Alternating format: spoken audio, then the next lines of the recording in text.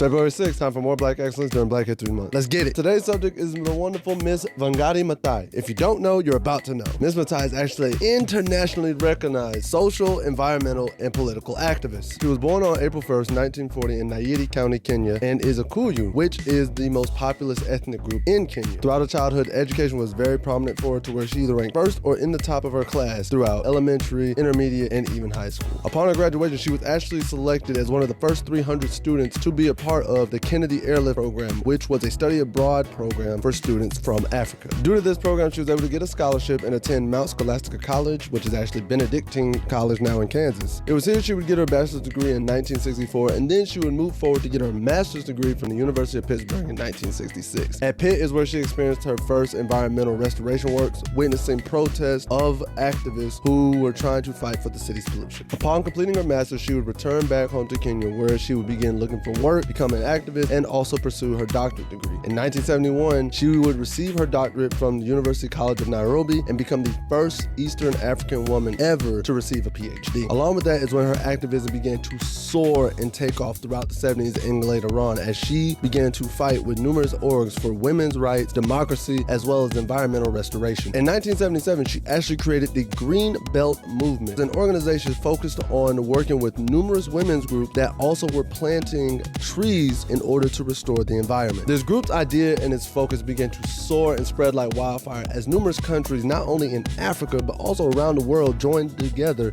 to create the International Green Belt Movement. Over the next 30 to 40 years, Ms. Wangari Maathai would continue her fight for democracy, women's rights, as well as environmental conservation while facing persecution, death threats, jail time, and so much more from a Kenyan regime that did not want to help support her agenda. Crazy enough, in 2002, she was elected to the Kenyan parliament with more than 98% of the population's vote. You go, girl. And then in 2004, she received her biggest accomplishment, becoming the first African woman ever to win the Nobel Peace Prize. For context, I need y'all to understand this. From 1901 to 2018, the Nobel Peace Prize has only been given to 52 women and 852 men. And she's the first African woman to do this. I need y'all to understand that. Unfortunately, Ms. Wangari Maathai would pass away on September 25th, 2011 due to ovarian cancer. Although she's no longer here with us, her legacy lives on in the numerous environmental works that she has placed upon this world, and I'm proud to say she has left her mark. Ms. Maathai, we salute you and thank you for all you've done to help conserve the world that we live in. Tune in tomorrow, guys, for more Black excellence on Black History Month.